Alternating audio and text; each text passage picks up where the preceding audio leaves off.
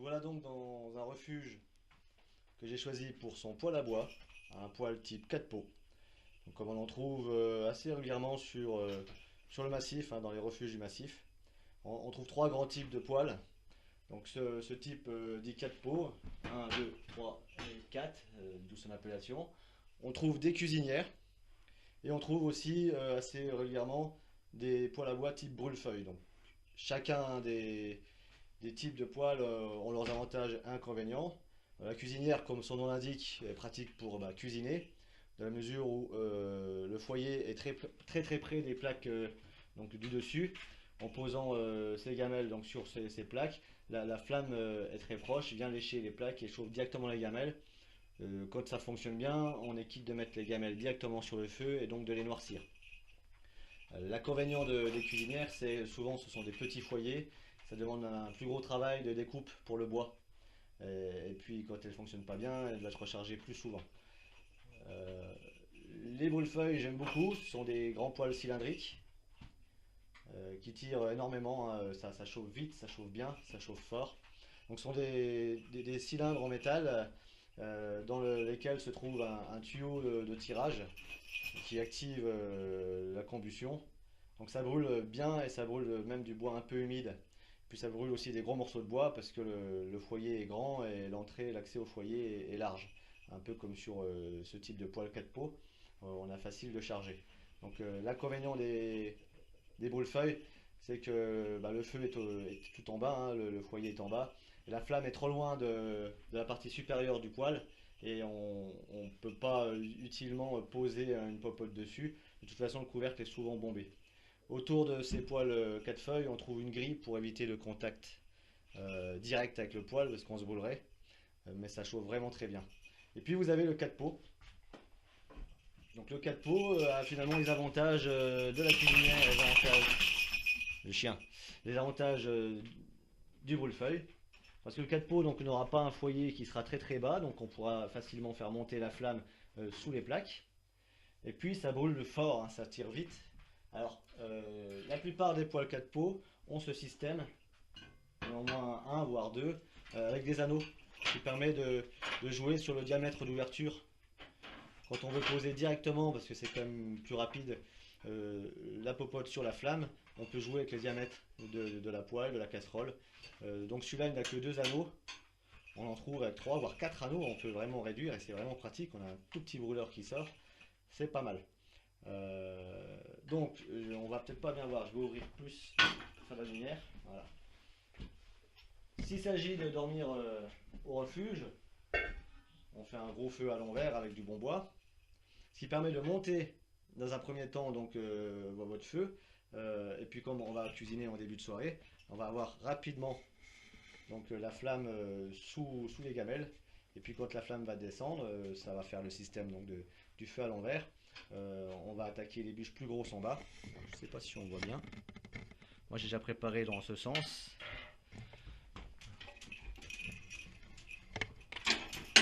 Voilà, je fais de la lumière. Je sais pas si on voit bien, mais j'ai déjà alimenté. Peut-être mieux. Avec du mauvais bois. Mais c'est juste pour monter la flamme. Pas brûler du bon bois. Je vais recadrer. On n'a pas brûlé un bois très sec et agréable pour la nuit. Je vais juste avoir un feu plus haut avec une flamme donc, qui va venir lécher plus rapidement ma gamelle. Donc voilà, j'ai choisi ce refuge pour vous présenter ce type de poêle, et donc en toute logique, je vais vous présenter donc la partie consacrée dans mon sac, donc la partie dédiée à l'équipement, cuisine et alimentation, mon système dit de popote, qui est très minimaliste, parce que je cuisine souvent, donc soit au réchaud à gaz, quand j'ai pas le temps de faire un feu ou qu'il fait trop chaud dans les refuges, soit je cuisine là-dessus, quand le climat s'y prête, ou le temps s'y prête. Alors, à titre d'info, j'ai pris un petit thermomètre. On est légèrement en dessous de 20 degrés, on est à 19 degrés à l'intérieur du refuge. On doit être à 17-18 degrés dehors, il fait plutôt bon aujourd'hui. Même si 18 degrés en été, ça ne va pas satisfaire tout le monde. Ici, moi je trouve que c'est agréable de marcher par 18 degrés. Donc, je vais préparer le feu, enfin je vais allumer le feu et je vous retrouve pour la présentation de l'équipement alimentaire.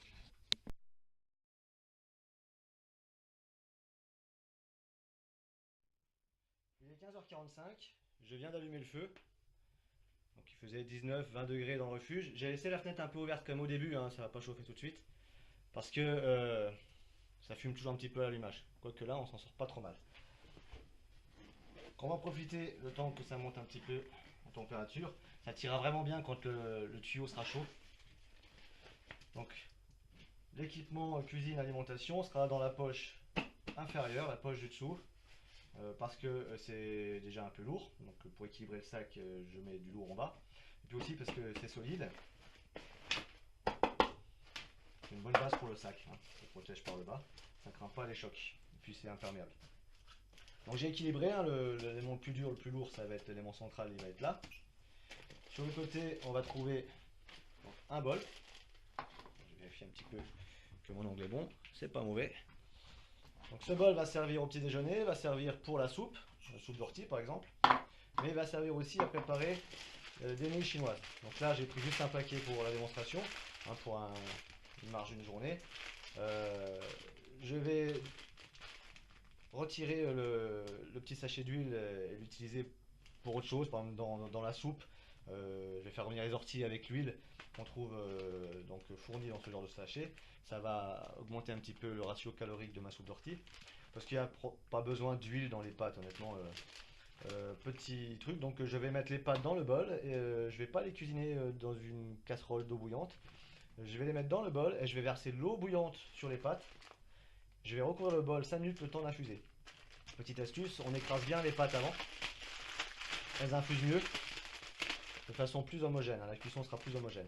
Alors, on peut tout à fait donc mettre plusieurs paquets de pâtes à l'avance vidés dans un sachet. On limite donc les déchets et puis on peut porter donc plusieurs repas en pâtes. Donc on cuisinera comme ça. Et puis on mettra donc les condiments de côté, hein, les petits sachets d'épices qui donnent le goût différentes recettes de pâtes. On les met de côté. Par exemple, donc j'enchaîne dans cette boîte qui me sert donc de boîte à condiments. Rien d'exceptionnel. On va trouver du poivre au moulin, de la fleur de sel. Voilà, c'est un petit dessert, hein, c'est une sorte de fromage tofu. Donc, soit je le sale, soit je le sucre. On les couverts. Hein. C'est assez léger. Et par rapport au plastique, je peux, quand je cuisine sur le feu, bah, je risque moins de le faire, enfin je risque pas de le faire fondre, hein, contrairement à des couverts en plastique. C'est quand même mieux. Voilà, c'est plus costaud. Bon, l'inconvénient, c'est que ça a tendance à se plier trop facilement dans les repas lyophilisés. Un fond de soupe, non, pris dans les pâtes justement. Non, ça c'est autre chose. Ça c'est acheté dans un supermarché chinois. Ça c'est pris dans les pâtes. Ça c'est bien, on connaît, hein, c'est du bouillon magie mais en petits cubes. Voilà, dans une tasse. J'ai du sucre mais je m'en sers pas tellement, je préfère le miel. C'est un sucre bien meilleur au niveau diététique et puis il est antiseptique donc il peut aussi sur les petites blessures. Et pour le mal de gorge c'est pas mal donc j'aime bien emporter des objets, des équipements qui peuvent servir à plusieurs choses. Le miel c'est typique pour ça. Puis je préfère le goût. Voilà, donc il n'y a pas grand chose dedans mais ça suffit à améliorer donc les repas. Hop, sur le côté. Voilà. Donc ça je referme. Ça se ferme bien mais je rajoute toujours un élastique. Ensuite on va avoir l'élément central. Le plastique c'est pour protéger de la suie quand on s'en dépose, mais je vais vous montrer un petit truc tout à l'heure. En général j'ai pas ce problème de suie quand je mets mes gamelles sur le feu. Donc je vais avoir une assiette en aluminium qui va servir aussi de poêle. Alors après les pâtes j'utilise aussi donc un riz pré-cuit aromatisé d'une grande marque qu'on trouve dans les supermarchés. L'avantage de ce riz c'est qu'une dose de riz, une dose d'eau, vous mettez ça sur le feu, le riz absorbe l'eau et c'est cuit, ça pas besoin d'avoir un doseur, hein. Si je prends un gobelet de riz, je prendrai un gobelet d'eau. J'aime pas transporter du vide, donc dans la bouilloire, je vais avoir un torchon. Bien faire sécher avant de ranger, sinon ça va prendre des odeurs. Je vais avoir du lait en poudre pour le petit déjeuner, pour mes chocolats chauds. Donc des fois dans cette boîte, hein, là je l'ai pas pris, mais j'ai aussi des doses de chocolat chaud. C'est pour le petit déj ou les soirs en hiver avant de se coucher, j'aime bien. une boule à thé, donc automatiquement le thé. On trouvera à l'intérieur un pot de miel que je n'ai pas pris aujourd'hui, je suis à sec. La petite poignée pour transformer donc mon assiette en poêle. Et puis des muesli. Donc à mélanger avec le lait en poudre au petit-déj, c'est sympa. C'est tout. Alors après, je vais ajouter en fonction du nombre de jours de marche, je vais ajouter d'autres repas, du lyophilisé, plus de pâtes, des barres de céréales. J'ai la place, hein, c'est pas un souci. Voilà donc, alors la bouilloire, ouais, c'est mon seul ustensile de cuisine avec ça. Et ça me suffit. C'est pas ce qu'il y a de plus léger, mais c'est quand même moins cher que du titane, hein. C'est l'inox. C'est solide et puis bah, il y a un grand espace intérieur pour transporter, mais aussi pour faire bouillir jusqu'à 1,5 litre d'eau. Pour la toilette et la nourriture et les boissons, 1,5 litre d'eau. Pour moi tout seul, c'est quand même pas mal. Et puis si on est plusieurs, bah, au moins il y a un usage collectif. Voilà, donc je vais la préparer pour la mettre sur le feu et puis je vais pas mettre 1,5 litre dedans. Je vais mettre de quoi me faire un thé.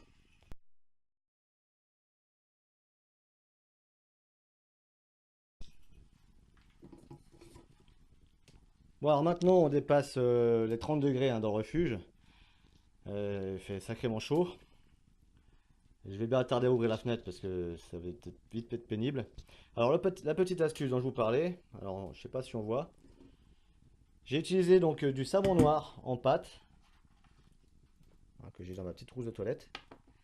Un savon noir c'est pratique parce que ce n'est pas polluant, ça nettoie très bien. Et quand on met une couche de savon noir sur ces gamelles, avant de les mettre direct au feu, elle constitue donc une couche protectrice qui va donc recevoir la suie.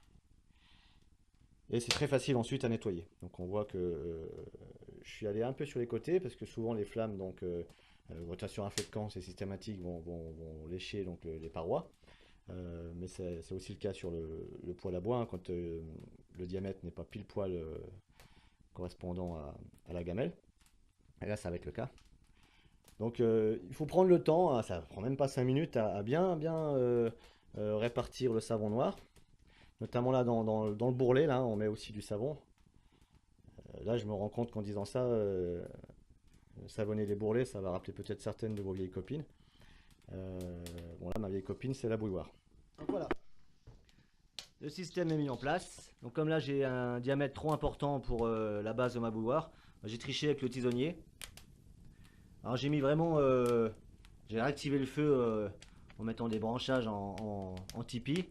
Et puis la flamme va monter. Donc je vais faire un tour dehors là, parce qu'il fait trop chaud. J'ai mis un peu plus que ce qu'il me fallait en eau pour un simple thé. Comme ça le surplus d'eau chaude va permettre de nettoyer la gamelle par la suite. Grâce à une éponge qui traîne ici. Petit... Il fait vraiment chaud là. Petit détail. C'est sympa la bouilloire aussi le soir parce qu'une fois que l'eau est mise en ébullition, on la retire donc de la flamme, on referme donc le pot et on remet la bouilloire sur la plaque et l'eau va frémir, va se dégager lentement en vapeur et va humidifier un petit peu l'air ambiant parce que souvent dans les refuges comme celui-là en bois bien isolé, l'air est sec et ça irrite la gorge et les yeux. Le lendemain matin, des fois on n'est pas trop bien quand on se réveille. Alors quand on a la bouilloire qui frémit tout doucement sur le feu, on humidifie l'air et c'est pas plus mal.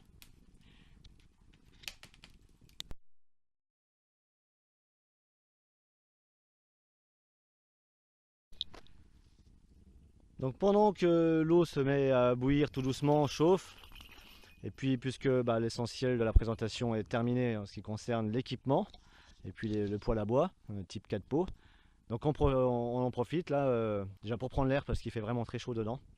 Et puis présenter ce refuge qui s'appelle donc le chalet de l'impératrice, qui se trouve sur une petite crête, une crête montagneuse, pas très haut, hein, on est à même pas 900 mètres d'altitude.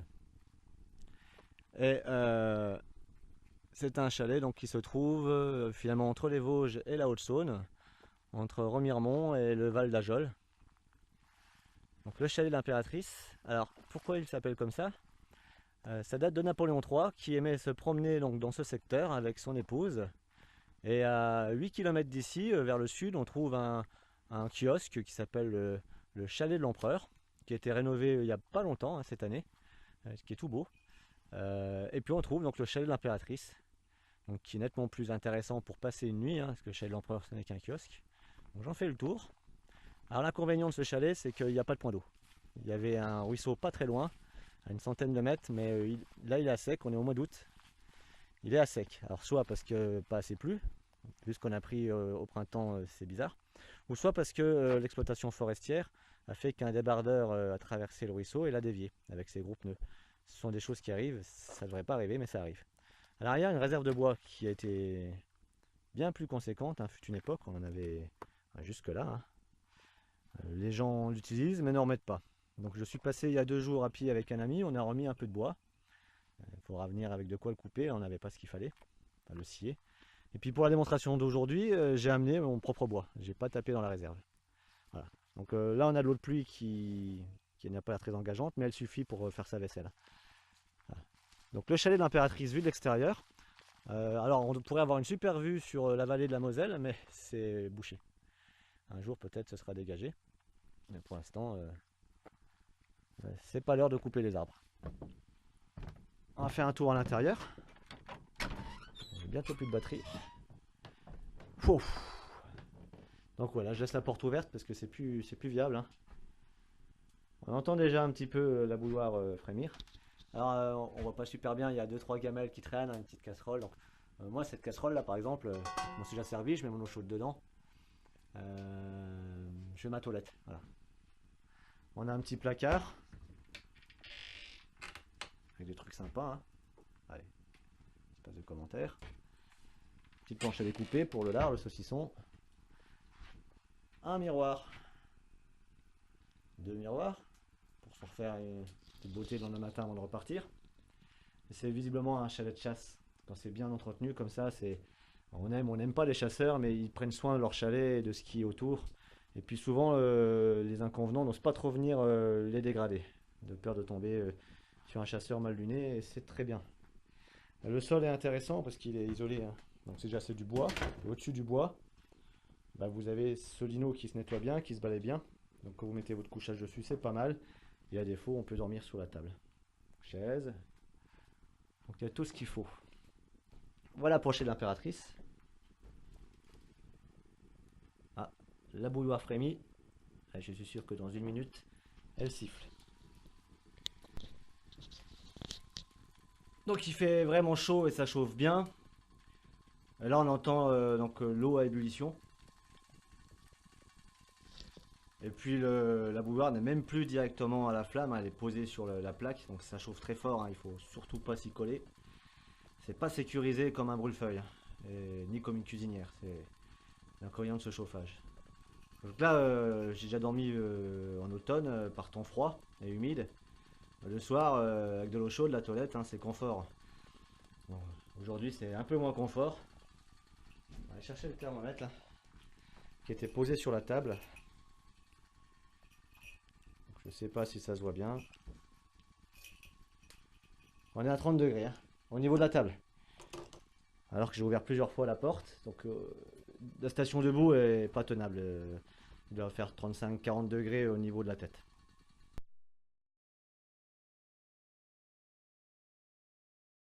Donc on voit qu'elle est noircie en dessous. Hein, sans surprise avec la suie. Et je vais la laver avec une éponge naturelle, hein, la Sveigne. J'ai ramassé à côté du refuge. Une que je vais passer mouillée et l'autre que je vais passer à sec. Et puis on va voir ce que ça donne. Alors, en moins de 5 minutes, hein, je pense. Un peu d'eau dedans. J'ai même pas eu besoin d'utiliser d'eau chaude. J'ai utilisé qu'un seul des morceaux de Sveigne. C'était lavé à l'eau froide hein, dans le capteur d'eau de pluie là. Donc c'est propre. Hein. Voilà. J'ai remis un peu d'eau chaude bien brûlante que j'avais préparée à l'avance hein, à l'intérieur pour tout rincer. C'est plus facile à essuyer quand on rince avec de l'eau chaude. On mouille moins le torchon donc il séchera plus vite. Enfin, ceux qui font la vaisselle à la maison savent de quoi je parle. Un couvert lavé à l'eau froide, ça s'essuie pas bien. Voilà. Bon, bah je vais les boire monter tranquillement. Hop. Là qui m'attend. Donc le sac est de nouveau prêt pour repartir sur les chemins du massif. Alors j'ai trouvé un objet magique. Il y en a 3 ici, hein, des objets magiques. C'est les 3 mêmes, ce sont 3 balais. Alors c'est magique parce que ça permet de laisser le sol à peu près propre pour les suivants. Voilà, donc j'ai pas fait le grand ménage non plus, hein, je reviendrai un autre jour en faire un peu plus. Et avant de partir, petites attentions pour les suivants, une bougie parfumée à la vanille, et puis un petit sac poubelle, ça peut donner des idées pour ceux qui ont remarqué que c'est pas plus lourd à redescendre quand c'est vide, une bouteille ou une boîte, que quand c'est plein et qu'il faut la monter. Un détail sur lequel je ne m'étais pas arrêté, mais qui a son importance, ce refuge, il y a des rideaux. Ils valent ce qu'ils valent, mais le soir, ça occulte un peu la lumière aussi, s'il y a la pleine lune, puis le matin, on peut dormir un peu plus longtemps, et puis surtout, ça isole encore un peu plus le chalet, qui est magnifique. Allez, on va refaire un tour dehors. Alors, par là, il y a le GR7 en contrebas. Il y a un chemin qui descend en plus ou moins bon état. Et s'il n'y a pas de point d'eau à proximité immédiate du chalet, si vous venez par le GR7, à 20 minutes d'ici, on a quand même un pâturage et il y a un point d'eau. Voilà. Mais je n'y suis pas allé aujourd'hui, donc je ne vous garantis pas que cet été 2016, il n'est pas à sec. Bon, Cola, qu'est-ce que t'en penses? On reprend le chemin? On va marcher? Allez, on va marcher, viens. Allez, c'est parti. On dit au revoir au chalet de l'impératrice. Et on prend la balade